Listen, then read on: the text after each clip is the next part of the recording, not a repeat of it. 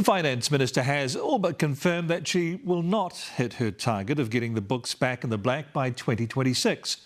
And it's looking a bit shaky for 2027 too. But despite the economic conditions, she is rock solid on delivering tax cuts in her first budget at the end of May. The tax cuts will form the centrepiece of the budget. But the Finance Minister is also promising increased funding on education, law and order and health. So, how much is she going to spend? All she'd say was that her operating allowance to spend on new programs will be less than $3.5 billion. Political editor Jenna Lynch has more. 'Tis time for a tax cut. We're not going to press delay on such an important priority. Finance Minister Nicola Willis previewing her upcoming budget with a promise she will be putting money in Kiwis' wallets, despite many economists warning it's irresponsible. It is the most responsible thing we can do to deliver for New Zealanders who have gone through a prolonged cost of living crisis, many of whom are struggling.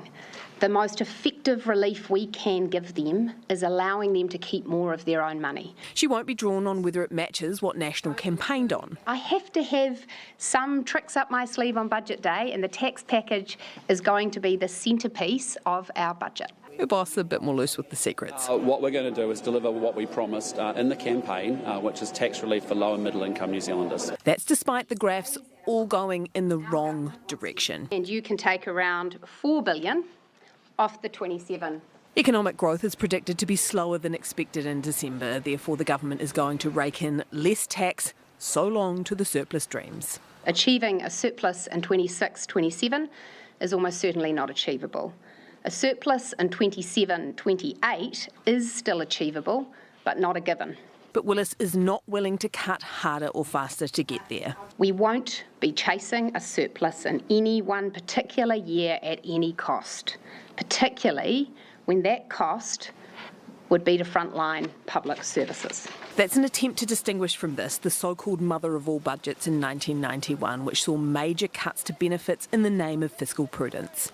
We are going to set a moderate, sustainable course of fiscal correction over several years. Willis making it clear her fiscal discipline will be installed in increments rather than a cold, hard shock. This is 2024. I'm Nicola Willis, and I'm a bit sick of being compared to every female finance minister that's ever been out there. The promise to boost funding to health, education and law and order stands. Will your increases to health spending go over and above what is needed just to keep up with population growth? Yes. As does the no nasty surprises promise. No, there's not going to be a surprise extra tax in the budget. But there was one missing commitment today, a major break in convention. Nicola Willis has not set herself a budget allowance to be judged against, only committing to keep new spending lower than $3.5 billion.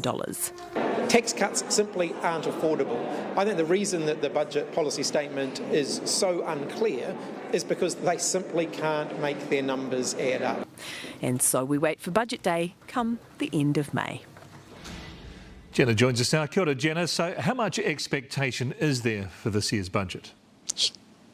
Huge expectation from all quarters. Those tax cuts mean so much to National, but they also mean so much to a great portion of the electorate. People would have gone on that tax calculator of Nationals during the election and mentally banked their tax cut the minute that Christopher Luxon gave his victory speech on election night. There is a lot riding on this for Nicola Willis as well. She came under intense scrutiny during the campaign as to whether her fiscals added up. Delivering this tax cut package in a fiscally neutral way is a matter of economic credibility, and there have been some curveballs thrown at her, what she calls fiscal cliffs left by Labor. One of those she addressed today in terms of Pharmac. She said that they are going to keep funding every medicine that Pharmac is currently funding, despite Labor giving it time-limited funding. They thought that was going to cost about $700 million. Turns out it's going to cost more than double that, so that's more than $1 billion gone just to keep services the same as they are. Not being able to give that budget allowance today wasn't the greatest